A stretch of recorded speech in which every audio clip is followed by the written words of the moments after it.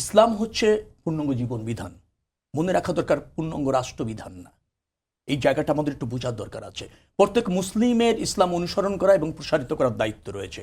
মসজিদ সবাই যাওয়ার জন্য, মসজিদ উন্ডা যান এভাবে যখন বর্ণনা করেন সেটা হচ্ছে ধর্মের ব্যবহার। যে বলছেন যে নির্বাচন আসলে মসজিদে যাচ্ছেন অন্যরা, মসজিদে ওরা সবসময় যান। আরেকটা কালচার মনে রাখা দরকার আমাদের আছে, আমরা যে কোনো শুভ কাজ করতে গেলে মুসলিম যারা তারা সাধারণত কোরআন তেলাওয়াত করে শুরু করে, কেউ মিলাদ দিয়ে শুরু করে, কেউ একটা নির্বাচনে প্রতিযোগিতায় অংশ নেওয়ার আগে মনে করে যে একটু উমরা করে আসি, একটা চ্যালেঞ্জে যাচ্ছি, ভালো কাজে যাচ্ছি, আল্লাহর যাতে নৈকট্যটা আমার উপর থাকে, এটা কিন্তু আমাদের কালচারের অংশ। কিন্তু সমস্যাটা হচ্ছে ওই জায়গা যারা ধর্মের রাজনীতি ব্যবহার করছে, যারা রাষ্ট্র মানে আপনার রাষ্ট্র ব্যবস্থাপনার মধ্যে ধর্মকে অঙ্গাঙ্গিভাবে জড়িত করে ফেলছে এবং ইসলামী সেন্টিমেন্টটাকে, মুসলিমের যে দুর্বলতা সেটাকে ব্যবহার করে তার সমর্থন চাচ্ছে, সেটা হচ্ছে রাজনীতির ব্যবহার। এই রাজনীতির ব্যবহারটা ভালো না।